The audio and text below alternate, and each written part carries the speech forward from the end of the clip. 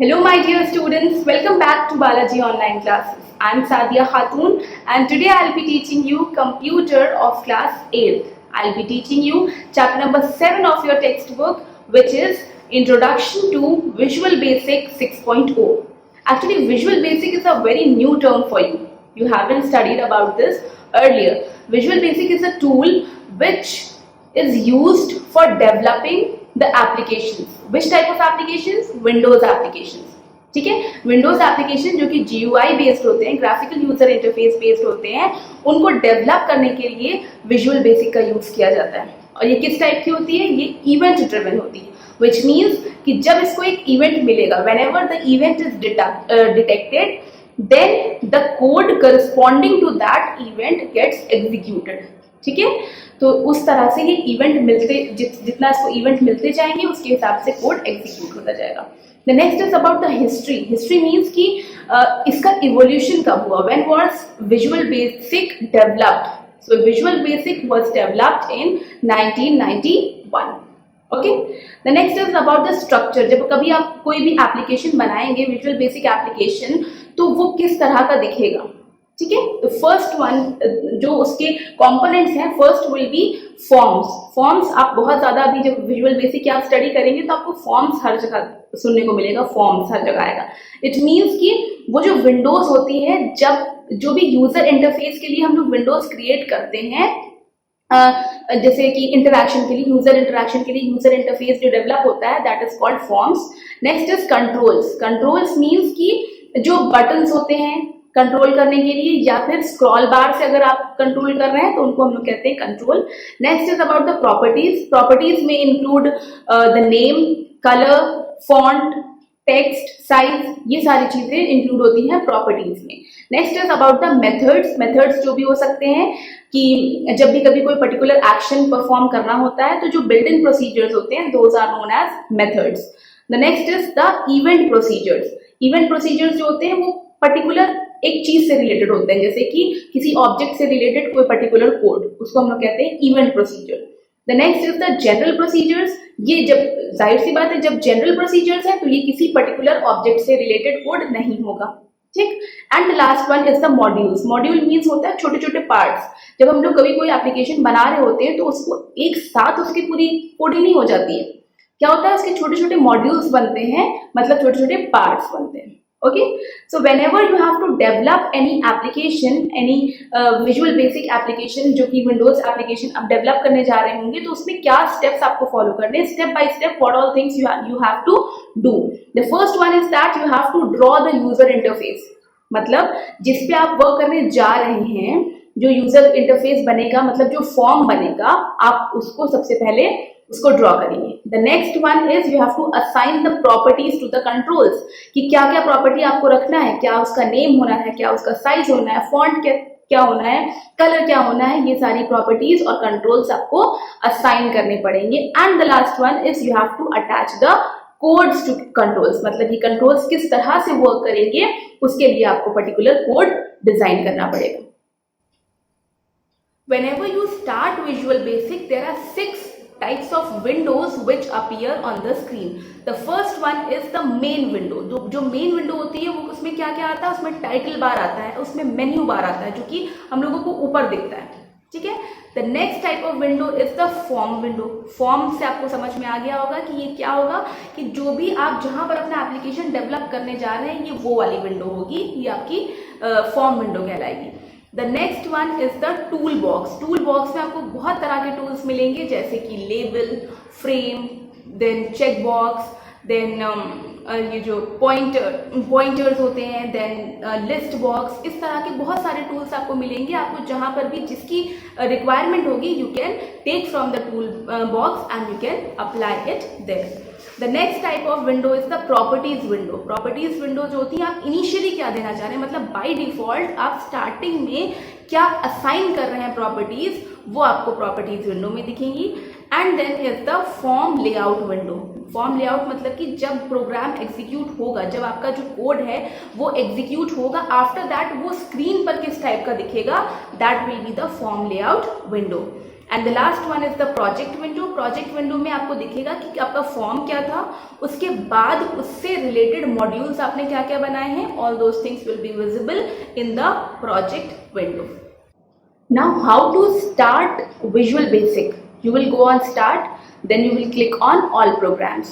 After that you will get Microsoft Visual Studio 6.2. You will click on that and then you will click on Microsoft Visual Basic 6.2.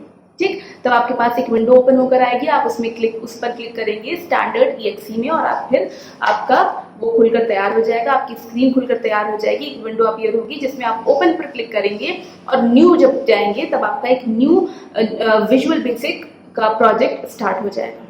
ठीक है, तो आपने suppose उसमें कोई programme लिखा, simple programme आपने कोई भी लिख लिया, सपोज एडिंग ऑफ 2 नंबर्स, और उसके बाद आपको उसको एग्जीक्यूट कराना है, मतलब रन कराना है, तो आप क्या करेंगे, you will go to the menu bar. Menu bar में आपको ऑप्शन मिलेगा रन का, आप रन पे क्लिक करेंगे और आपका प्रोग्राम एग्जीक्यूट हो जाएगा।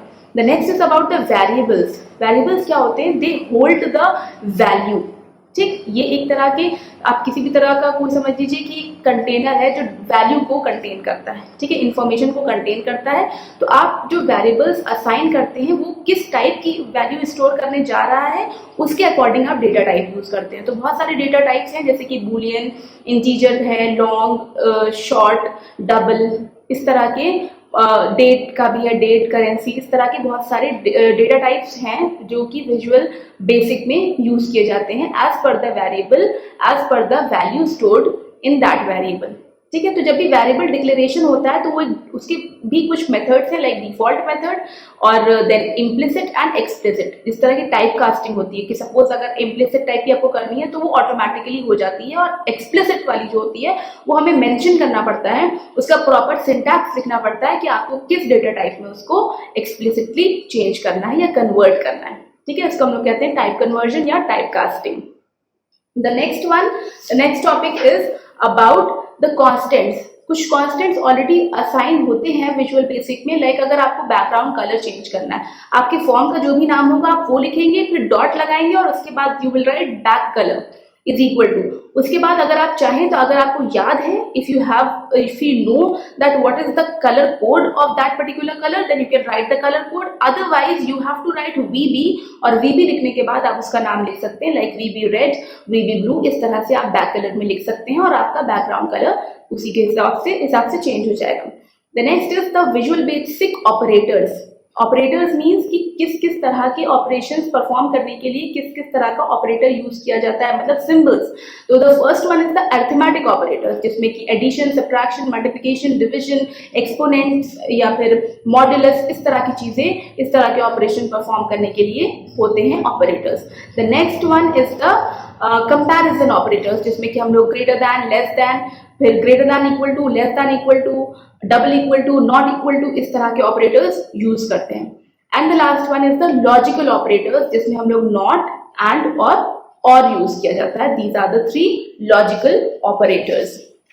Next topic is the visual basic functions. Functions जो होते हैं वो ऑलरेडी हमारी लाइब्रेरी में, जैसे अगर कोई भी आप प्रोग्रामिंग लैंग्वेज पढ़ रहे हैं तो उसकी लाइब्रेरी में ऑटोमेटिकली या बाय डिफॉल्ट प्रेजेंट होते हैं, और आप जैसे ही उनका नाम लिखते हैं तो वो ऑपरेशन परफॉर्म हो जाता है। फॉर एग्जाम्पल साइन कॉस के होते हैं, ये भी प्री डिफाइंड है, या फिर ABS फॉर एब्सोल्यूट वैल्यू, या फिर ASC for the ASCII value. ठीक, इसी तरह मिड होता है, और टाइम के लिए है, वैल है फॉर न्यूमेरिक वैल्यू। इस तरह से बहुत सारे फंक्शंस बाय डिफॉल्ट लाइब्रेरी में प्रेजेंट रहते हैं, और वो इसी तरह विजुअल बेसिक के भी बहुत सारे बाय डिफॉल्ट फंक्शंस अवेलेबल हैं, जो हम लोग अगर उनका डायरेक्टली नाम लिखें तो उसका वो अपना ऑपरेशन परफॉर्म कर देता है।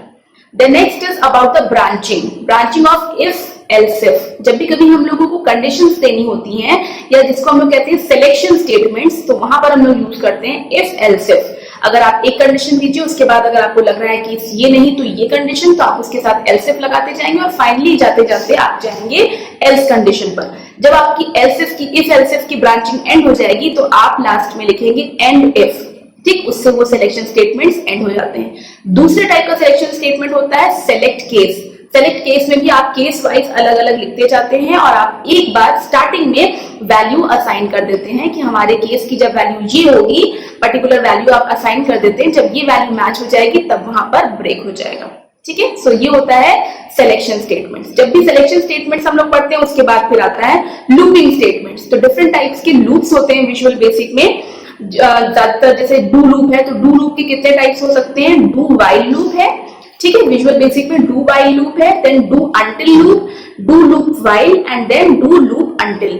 ये जो अलग अलग टाइप के यहाँ पर हैं कि कहाँ पर अंटिल है कहाँ पर वाइल है, इसका मतलब ये होता है कि वो कंडीशन के हिसाब से चेक करता है, या तो स्टार्टिंग मतलब बिगिनिंग में या फिर एट द एंड। ठीक, अगर जब अंटिल लगा है मतलब कि जब तक ये कंडीशन मेट नहीं होगी तब तक की एग्जीक्यूशन कंटिन्यू होता रहेगा।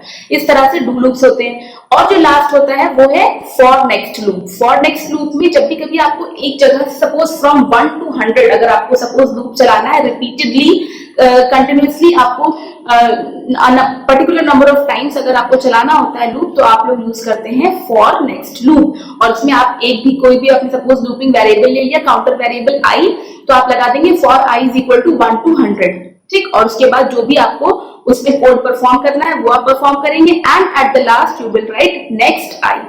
ठीक, ये जब आपका कंप्लीट हो जाएगा देन आपको जब एंड करना है अपना फॉर का loop, then you will write exit for coming out of the loop. So children, this was it. Your chapter is completed. I have explained you all the concepts and all the everything that is included in this chapter. I hope you have understood everything. If there is any doubt or any confusion, you can ask me in the live class. I'll explain you there. The notes of this chapter will be provided on School Mitra app. You have to download it from there and complete your work. I'll meet you in my next class, and till that time, bye bye everyone and take care.